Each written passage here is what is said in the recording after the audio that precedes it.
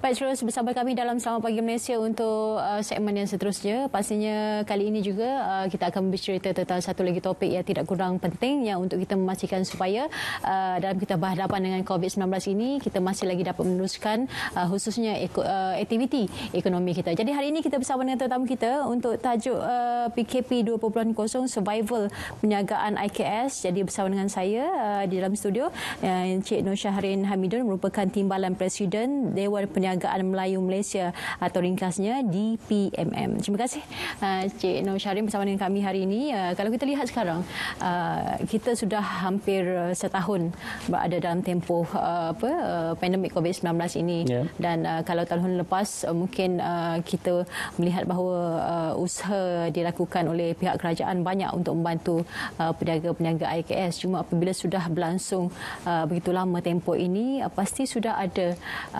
pemahaman yang lebih jelas oleh golongan IKS kita supaya mereka dapat meneruskan survival. Jadi mungkin pandangan daripada Cik Nur Shahrin setakat ini bagaimana situasi terkini peniaga-peniaga ataupun pengusaha IKS kita di Malaysia. Okey, Assalamualaikum warahmatullahi wabarakatuh dan selamat pagi.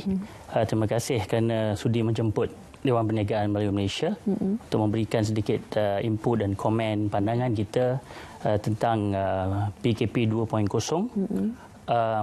untuk IKS. Jadi sebelum kita nak cerita pasal PKP 2.0, saya suka untuk bawa kita ke belakang sikit sebelum PKP 1.0 lagi, iaitu pada tahun 2019. Jadi pada tahun 2019, statistik menunjukkan bahawa 75% dari rakyat Malaysia mempunyai simpanan RM1,000 sahaja.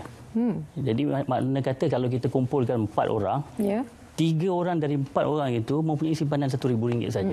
Okey, itu dari segi rakyat Malaysia. Dan kita dapat lihat kalau kata simpanan RM1,000 betapa sukarnya kehidupan mereka pada masa itu sebelum PKP dilaksanakan. Jadi bila pandemik berlaku dan total lockdown berlaku, kalau kita tahu 960,000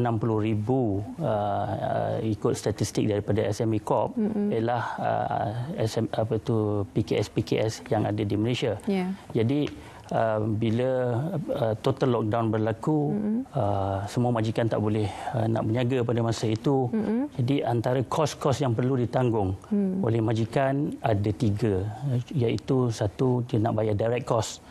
Yang kedua, dia punya gaji. Yang ketiga, nak bayar sewa. Itu belum kira lagi hutang-hutang yang sedia ada sebelum PKP dijalankan. Jadi disebabkan pada masa itu kerajaan melihat bahawa perlu bantuan diberikan kepada IKS ini, maka Dewan Perniagaan Melayu Malaysia juga kita turun ke bawah. Kita turun ke bawah, kita bertanyakan pasal kita ada 15 cawangan satu Malaysia. Kita tanya masalah-masalah ahli apa yang berlaku dan kita memberikan input kepada Yang Amat Berhormat Perdana Menteri dan alhamdulillah antara input-input kita dimasukkan di dalam program rancangan daripada Special Relief Fund, prihatin, program prihatin yang diberikan. Jadi cuma kalau kita lihat apabila terlalu banyak isu yang melanda khususnya kepada golongan peniaga kita, kita sebenarnya melihat bahawa usaha yang dilakukan oleh kerajaan adalah untuk memudah cara, apabila perniagaan juga tidak dapat dijalankan seperti biasa dan mereka yang berniaga juga ada had tertentu apabila PKP tidak boleh bergerak seperti biasa. Jadi peniaga-peniaga kita juga mungkin kalau kaedah konvensionalnya mereka ada premis, ada perniagaan juga berlangsung secara berhadapan dengan pelanggan, tetapi mungkin apabila berlakunya pandemik ini dan kita melihat peniaga-peniaga kita ataupun pengusaha IKS kita, mereka juga semakin kita katakan advance di dalam berniaga dan meneruskan survival mereka. Jadi dari sudut ini bagaimana melihat bahawa usaha-usaha yang dilaksanakan oleh kerajaan dengan begitu banyak insentif diberikan, mereka juga masih mampu untuk kembali bangkit bangkit? Ya, sebagai usahawan sudah semestinya lah mereka ini satu orang yang kita panggil sebagai fighter lah. Kalau tidak untuk menjalankan perniagaan bukanlah mudah. Ya. Jadi yang seperti kita ketahui bahawa kerajaan ada memberikan dana-dana kepada usahawan-usahawan. Sebagai contohnya upah, subsidi upah. Jadi subsidi upah ini adalah salah satu instrumen yang sangat baik dibuat oleh kerajaan kerana ianya mengurangkan ketirisan kerana bayaran itu diberikan kepada majikan dan majikan direct dapat salurkan kepada pekerja-pekerja mereka. Namun begitu, kita sebagai majikan juga kalau tengok kepada EPF, EPF nampak gayanya caruman majikan itu masih dikekalkan sebagai 13%. Dengan keadaan ekonomi yang tidak menentu ini, cash flow sangat penting. Jadi yang itu kita minta kalau boleh difikirkan semula agar contribution majikan di dalam EPF itu dikurangkan sikitlah. Saya lebih suka kepada cara nak bayar kos-kos semua itu. Government ada memberi special relief fund. Jadi di dalam special relief fund 10 bilion yang telah ditawarkan ataupun diberikan kepada usahawan-usahawan, kita dapati hanya segelintir saja yang dapat. Kalau kita dengar daripada apa-apa yang ada di media masa bahawa yang 10 bilion tu dapat kepada semua usahawan, tetapi kita lihat di luar sana aduan-aduan yang kita terima mengatakan bahawa ramai yang masih tidak dapat. Jadi di mana silapnya? Adakah kita dapat tahu daripada bank proses untuk meluluskan itu satu isu, tapi untuk di-disburse duit itu kepada usahawan juga satu isu yang lain. Jadi ini memberi tekanan kepada usahawan-usahawan dan saya sendiri dapat telefon daripada ejen datang dari mana, dia kata dia boleh bantu untuk dapatkan bantuan dana yang kerajaan umumkan, sedangkan sebenarnya tak ada pun rantikan ejen-ejen ini. Jadi di sini ejen-ejen menawarkan 5% intra dan sebagainya. Jadi maksudnya ada orang yang menanggung di air yang keruh. Ini semua perlu penguatkuasaan dan kita harap segala bantuan yang diberi oleh kerajaan dapat straight kepada usahawan-usahawan. Kalau tengok kepada survival tadi, menjawab soalan Mike tadi, internet. Jadi bila usahawan-usahawan tak dapat keluar, maka kita dapat lihat segala-galanya sekarang dia menggunakan platform e-commerce.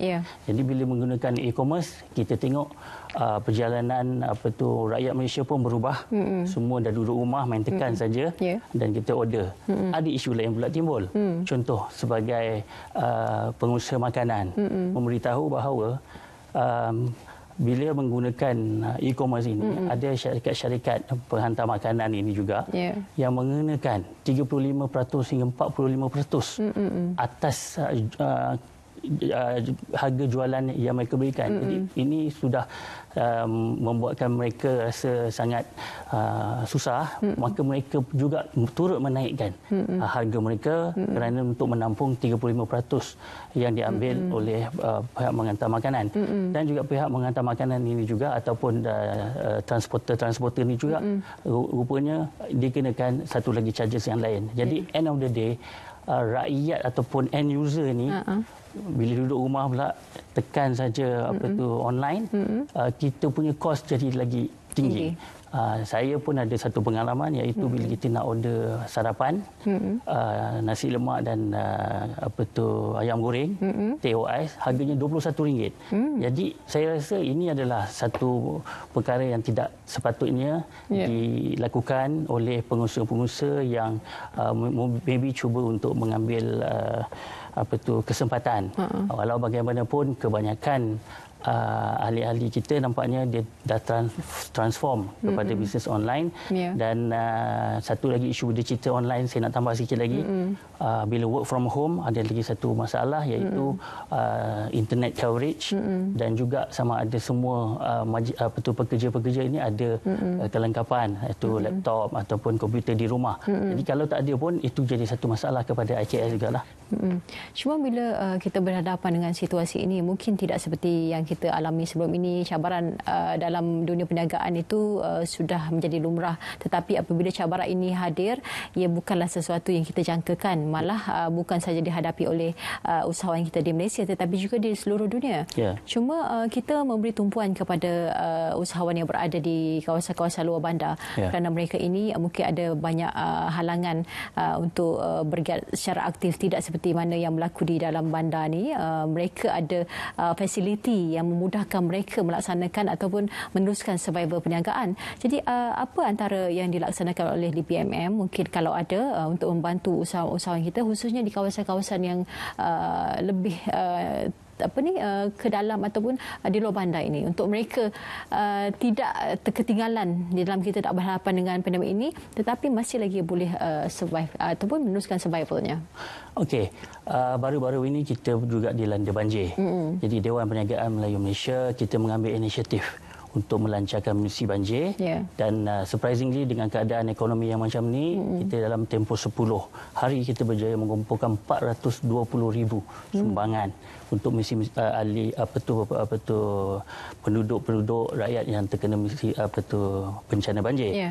Jadi kita ambil kesempatan sekali. Kita ambil kesempatan turun ke bawah dan melihat sendiri keadaan ahli-ahli kita di kampung-kampung yang mana dia punya stok semua rosak. Jadi kita ambil database dan insya-Allah lepas ni kita akan follow up. Kita dah tahu dah sekarang ni di bahagian mana yang perlukan bantuan dan mungkin training akan diberikan, dan juga dana-dana dan geran daripada kerajaan juga kita akan tolong bantu dan salurkan kepada mereka di sana.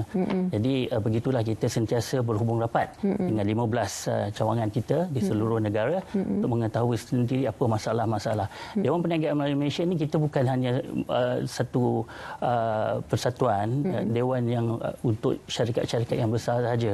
Jadi kita sampai ke SME yang kecil sekalipun, Makcik Kiah pun sebenarnya kalau ada enterprise-nya boleh register dengan Dewan Perniagaan.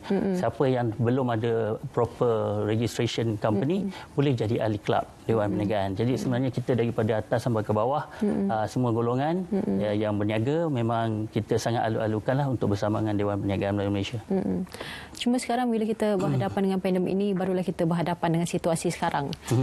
Kalau dulu kita melihat bahawa kita tidak menjangkakan ini akan berlaku. Kalau sesuatu perniagaan itu gagal sekalipun, mungkin ada kaedah untuk mereka mencari alternatif di dalam perniagaan. Tetapi ini kalau ada pun alternatifnya, dengan situasi PKP dan sebagainya, ada banyak halangan yang terpaksa ditempuh. Jadi mungkin pelan kontingensi bagi usahawan-usahawan kita untuk memastikan supaya mereka pada masa akan datang sentiasa bersedia walau apa saja yang berlaku, kerana kita tahu dunia perniagaan ini persaingannya sudah cukup hebat, tetapi ini adalah situasi luar jangka yang kita tidak mampu duga. Bagaimana? Okey, baik. Daripada untuk kita ke hadapan PKP 2.0, kita dapati kita punya PKP ni dah hampir 1 tahun. Jadi setiap kali ada apa-apa isu yang berlaku, kita dapati kerajaan sentiasa membuat SOP seperti MITI akan memberikan list. Jadi kita mengharapkan agar sudah sampai masanya, pasal sudah 1 tahun. Jadi supaya SOP ini kita buat dia seperti satu manual, supaya semua orang faham apa yang berlaku dan apa hendak dilakukan. Sebagai contoh, kalau 1,000 kes, industri mana yang boleh berjalan, industri mana yang tidak boleh berjalan, berapa orang boleh makan di restoran, siapa yang perlu kuasakan apa semua. Kalau 3,000, kalau 4,000 kes satu hari, kalau 5,000. Jadi memang orang very clear. Sebagai usahawan, dia tak suka benda yang uncertain. Jadi kalau kementerian atau pihak-pihak yang berkaitan boleh membuatkan satu manual lengkap. Jadi in future kita tak ada masalah. Kerana kita dapati bila setiap kali ada announcement baru yang dibuat oleh MITI, di PBT tak synchronize. Maksudnya SOP MITI dan SOP PBT tidak sama. Jadi macam mana usahawan nak berniaga? Sebagai contoh, pasar malam. Pasar malam dibenarkan boleh menjual baju, barang-barang kosmetik, tetapi di shopping mall tidak boleh pula untuk menjual pakaian dan juga kosmetik. Jadi ada pula kita nampak ada shopping mall itu dia dah kreatif. Dia buat pasar malam di shopping mall. Jadi macam cakap tadi lah, usahawan dia sentiasa nak survive. Jadi dia sentiasa kreatif. Ini kita rasa perlu dikurangkan. Kerajaan kena lihat satu SOP yang jelas, manual yang boleh diikuti oleh semua usahawan-usahawan termasuklah pengguna. Satu lagi yang saya ingat beritahu, Akta COVID 829. Ramai usahawan tak berapa faham COVID 829 apa yang perlu dititik beratkan dengan Akta COVID. Tapi sebenarnya setiap kontrak yang berlaku, sebagai contoh sebelum PKP, ada satu kontrak di-sign untuk supply barang. Supplier ini dari China. China tutup. Kapal tak boleh hantar barang. Jadi individu itu atau usahawan itu tak boleh supply kepada customer. Jadi apa yang jadi dengan kontrak itu? Jadi semuanya ada di dalam Akta COVID 829. Pada masa yang sama pada Oktober tahun lepas, kerajaan, terima kasih kerana telah menyediakan pusat mediasi. Jadi pusat mediasi ini mana-mana individu atau usahawan yang mempunyai masalah dalam perniagaan boleh datang ke pusat mediasi, dan Dewan Perniagaan Melayu Malaysia juga mengalur-alurkan. Kita punya mediator kita untuk membantu usahawan, dan kita juga sudah lancarkan satu website dan email adubusinesscovid19@dpmm.org.my. Baik, itulah sebenarnya kalau kita lihat semua terkesan apabila berlakunya pandemik ini, tetapi yang penting adalah bagaimana nilai survival di dalam diri, khususnya peniaga ini, usahawan-usahawan ini, mereka adalah golongan yang kreatif. Apapun, terima kasih diucapkan kepada Encik Nur Shahrin Hamidun, merupakan Timbalan Presiden Dewan Perniagaan Melayu Malaysia DPMM, yang bersama dengan kami hari ini dengan perkongsian yang saya rasa cukup penting untuk usahawan kita dalam mereka meneruskan perniagaan di dalam bidang keusahawanan. Baik, kita nak bersama dengan rakan penyampai saya, Terence. Ada satu lagi topik menarik menanti anda. Silakan, Terence.